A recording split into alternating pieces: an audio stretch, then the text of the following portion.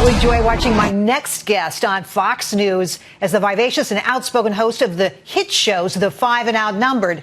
In a candid new book, Making the Case, Kimberly Guilfoyle. There's the cover right there. Yeah. She shares the obstacles she's faced to become the woman she is today and wants to pay it forward by sharing advice with everybody. Joining me now, Kimberly Guilfoyle. It is so good to have you here. I'm so excited about this book. I appreciate that. And you've always been so supportive of me and my career and always having me on. And so I greatly appreciate that. Women helping other women. I love it. Okay, so here's the thing that blew me away about the book, right? So I see you every day. You seem so happy and upbeat. You're making jokes all the time. Yeah. You face some real obstacles. Yeah. And I thought that was important. If people are going to invest in their time, their energy, and their hard-earned money, you better make it worth it. Give them their money's worth. So I said, Kimberly, you're going to have to open up. Some of this may be uncomfortable, but if they can benefit from some of the experiences and the really tough things that I went through in my life, I hope that it'll help them. Maybe I've done some good because I've been able to get to where I am today by people mentoring me, by people sharing the good and the tough times with me. And so here I am to do it and pay it forward, like you said. You lost your parents at a very young age. Yes. Tell us about that. Yeah, well, so my mother was diagnosed with leukemia when I was 9 years of age. She passed away when I was 11. My father died Thanksgiving night, about 5 years back. But it was very tough because we had a very small family.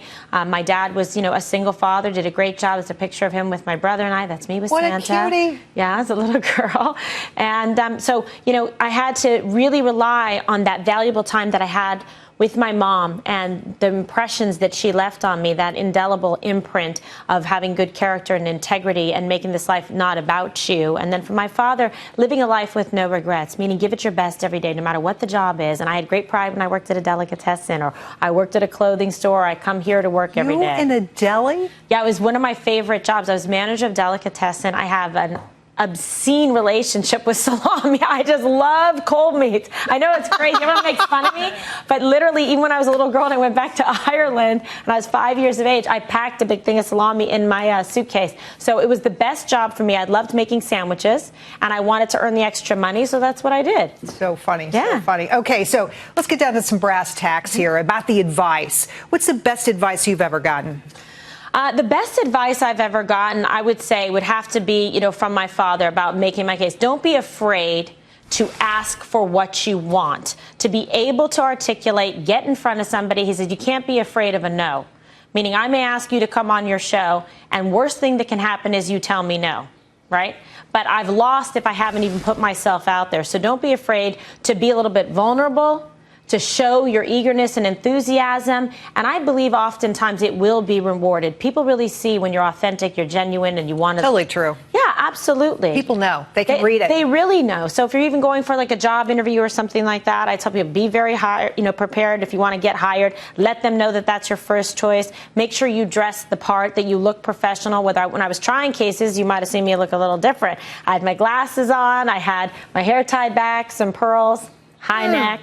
I can't imagine it. Okay. Today a little different. So I bet a lot of people don't know that you paid your own way through law school. Yes. Tell me about that.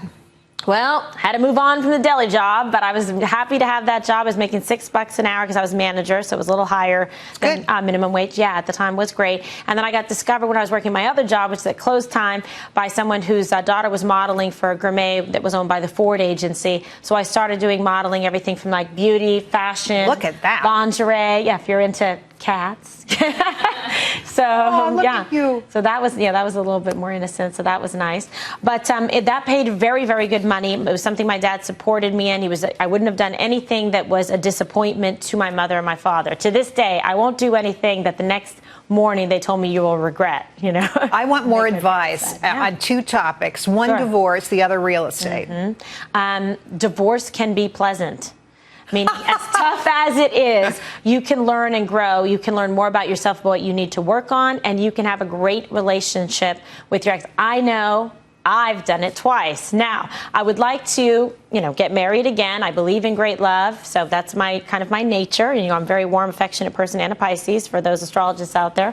But, I have a great relationship with Gavin. He's Lieutenant Governor of California. I still help advise him. We keep in close contact, and I co-parent really well with my ex-husband, Eric, who is my son's father. So we get along very, very well. You make it work. And we actually communicate and get along better now than when we were married. Wow. We've learned the language. Your last best thought on real estate. I need to hear what you have to say. Okay. A lot of people out there are thinking about buying right now. Listen, I'm big on real estate. I really, really love. People call me Mini Trump. Because I love to get places that need some little extra love and care, fix them up, and then sell them. Maybe live in them for a while, and I've done very well with that. I'm currently remodeling an apartment on the Upper West Side in New York, which is really exciting. And I've done this on my own with very little money to make the investment starting out. But sometimes that's all it takes, especially with some of the loans that are out there. I'm not afraid of some of these, variable rate. If you're going to take something, you're going to sell it, and you're in a good market like New York,